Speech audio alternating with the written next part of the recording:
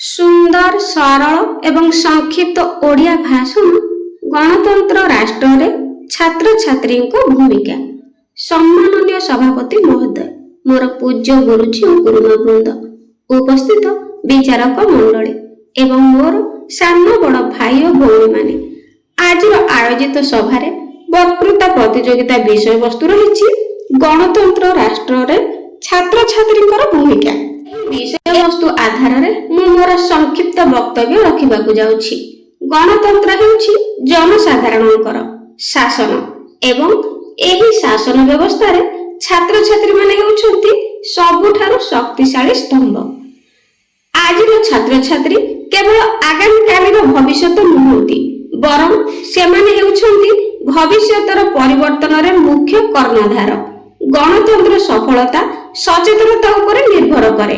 जड़े छात्र पाठ पढ़ा सहित देशर संविधान, मौलिक अधिकार एवं कर्तव्य विषय जानिबा उचित। से निजे सचेतनता रहिले ही समाज को सचेतनता करिपरिबो। अज्ञता गणतंत्र पई एक अभिशाप।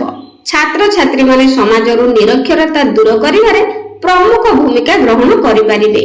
गाँ गहली रे लोकंकु शिक्षार महत्व और सरकारी योजना विषय रे जणाइबा सेमानंकर एक बड़ दायित्व। समाज रे प्रचलित कुसंस्कार, यौतुक प्रथा, जातिभेद एवं दुर्नीति विरुद्ध रे सबुबेले स्वर उत्तोलन करिबा उचित। एक सुस्थ गणतंत्र पई अन्याय विरुद्ध रे प्रतिवाद करिबा एक जागृत छात्रर लक्षण। छात्री माने निजे भोट देबा सहित अन्य मानकु सठिक और योग्य प्रार्थी चयन करिबा पई प्रेरणा देई परिबे। भोट बिक्री पई नुहे, एही वार्ता सेमाने जनसाधारण पाखरे पहुंचाइबा जरूरी। विद्यालय और महाविद्यालय स्तर ही गणतांत्रिक पद्धति रे नेतृत्व नेबार शैली शिखिबा आवश्यक।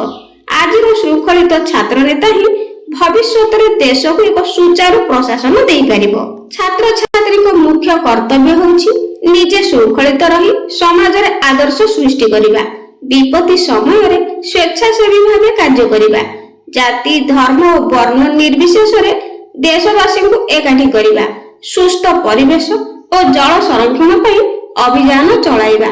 छात्र छात्री माने होछन्ति गणतंत्र जीवन शक्ति। सेमानकर साहस, शक्ति, निष्ठा एवं निरपेक्षता ही एक शक्तिशाली भारत गठन करिबारे सहायक हेबो। एति कहि मोर वक्तव्य शेष करूछि। जय हिंद। पिला माने भाषणटी पसंद आसले लाइक करिबा और कमेंट रे निश्चित जणाइबे। Thank you.